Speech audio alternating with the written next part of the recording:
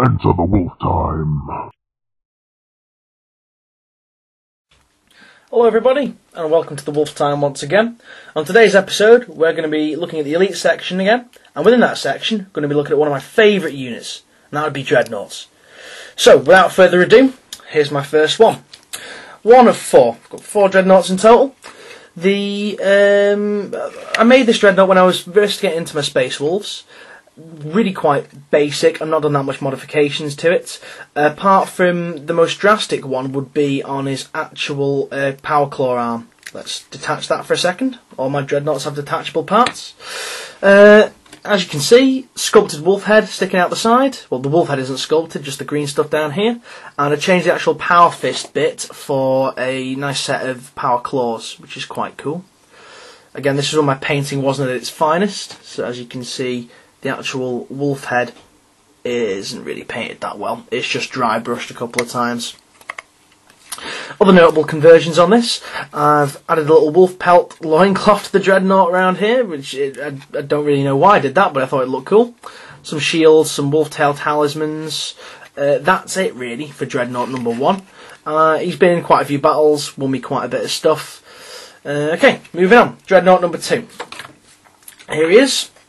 This is when I started to get a bit more adventurous with building my Dreadnoughts. There's a lot more green stuff sculpting. Ooh, fuzzy camera. A lot more green stuff sculpting. I wanted to make the faceplate of it a little bit different rather than just the flat faceplate that the original one had. So I decided to get this wolf head done here and just whack that on it. A couple of Space Wolf logos. This logo here, don't know if it'll show that close up, it's actually a print of a Space Wolf axe, which I took, not a print, what do you call it, a press mould, that's what you call it. Just clipped off with green stuff and then stuck on. As you can see, the actual claw has got a lot bigger since the original. Actually, let's detach these power claw arms, just so we can get them into shot a bit better. First one, second one. It's got a lot bigger, a lot chunkier, and it looks more like it's made out of ice. As you can see, my gradual shading has come on a fair bit since then as well. Still kept the theme of the runes around the just above the power claw.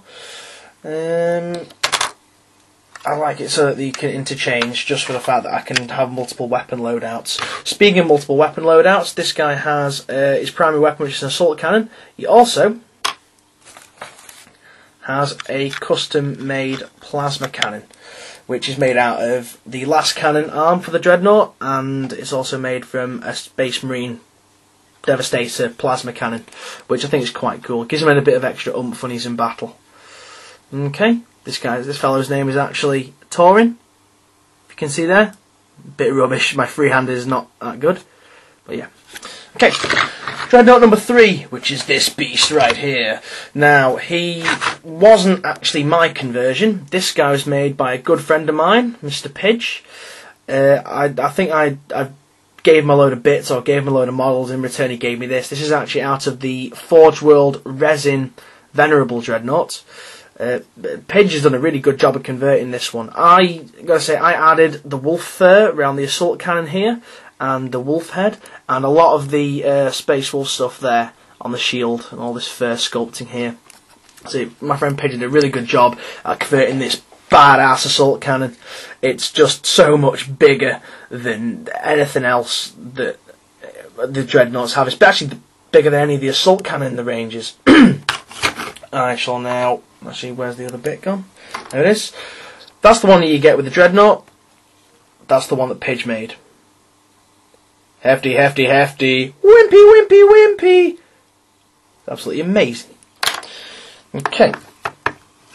This guy, rather than having a power fist, he actually has a massive Dreadnought sword. Has no other benefit in game, apart from it looks badass on the table. He's actually holding it with his power fist, rather than it being attached, which is quite cool. Give him a bit of a nice paint job. I think I got a bit bored, to be fair, when I was doing all the gold bits, because there were just so many of them, it was so fiddly to do. But that's a very nice resin model. It's really heavy as well. Okay, now my third and final Dreadnought is one of my favourite things in my army. It's a kit bash made out of a Dreadnought and a Sentinel. And without further ado, here it is. I call this thing the Wolfnaught. This is an absolute monster of a Dreadnought. The back end of it is essentially Sentinel, the front end of it is Dreadnought. It was made out of the Ironclad Dreadnought and just a normal Acadian Sentinel. Let's zoom in a little bit here. Okay, here we see we've got lots of trophies and stuff. Stick on the back, we've got 1,000 Suns, Chaos Lord, Lightning Claw, Terminator 1. We've got a Genestealer head hiding in there. Genestealer skull, should I say. And we've got stupid Dark Angel Storm Shield there, complete with Wolverine scratch marks on it. Hate the Dark Angel so very, very much. Weapon loadout, he's obviously got his Dreadnought close combat weapons, but this guy has 2 of them. He's got a missile launcher, which is front mounted, and he's also got a assault cannon, which is shoulder mounted. It's just a beast. I mean, all of this was kit bash. I actually got an idea. There's a fellow called Grimtuff who did a similar conversion, and I just took it one step further, which is pretty good. I mean, I could talk about this model for ages, so I'm just going to give you the rundown. The legs are made from the Ironclad Dreadnought's 2 close combat arms. Its legs, which is these bits here, were chopped down to make the bits that hold the front claws on. These are actually the front of Chaos Space Marine bikes, the middle chopped out and glued on. Green stuff all around here, and then just various Space Marine knives and Orc daggers and stuff that I had lying around to make the actual claws. Assault cannon is from a Deathwing Terminator. It actually goes here. You've got the power feed going on and going down there.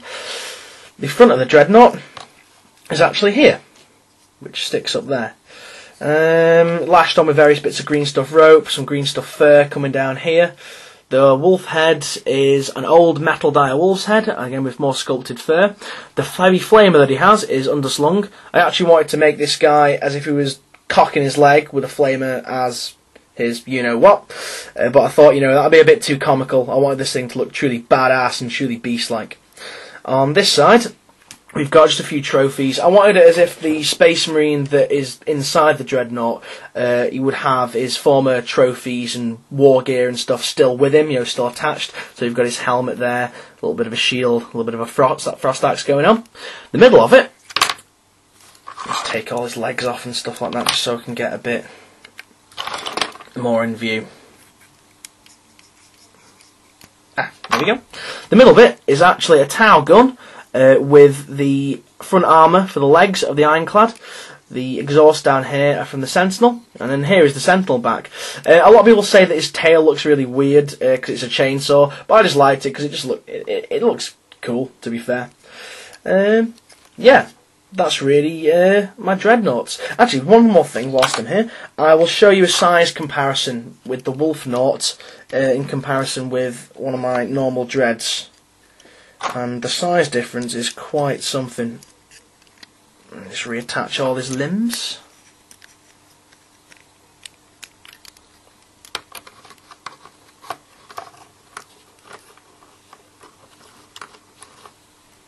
And let's just put him further back there. Okay, there's the Wolfnaught. Here's a Dread. Size difference? I think so. Okay, well, thank you very much for watching. I've shared with you my Dreadnoughts today. So yeah, have a good one, guys. I'll see you again soon. Cheerio.